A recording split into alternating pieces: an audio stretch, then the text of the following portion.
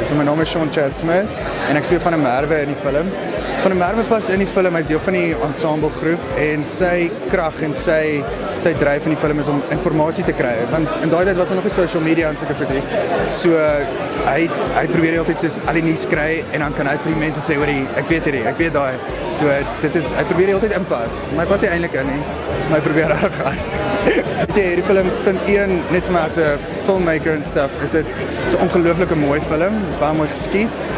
Maar vir inpas om te sien wat 30 jaar terug gebeur het. Hoe moeilik dit was vir mense om in te pas. Hoe jy letterlik nie jouself kon wees nie.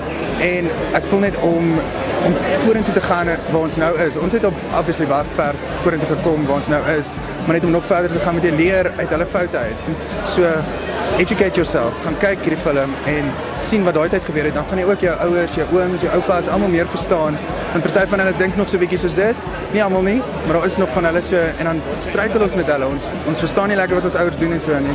En dan ja, hierdie film sou vir jou mooi verduidelik. Opdink mans moet op 'n sekere manier wees om actually 'n man te wees. Soos almal is verskillend. Dis nie te sê jy's gay of straight of enigiets nie. Soos wees net jouself en ek wens mense meer aanvaar na hierdie film, ja. Ek voel ons wil die krag wegvat van wat die woord het. En om die titel dit te noem, dis op billboards in Pretoria, by Menlyn in die Kaap, oral, dat ons net die krag van dit kan wegvat, dit minder seer maak. Afrikaans.com, jou tuiste vir alles oor Afrikaans.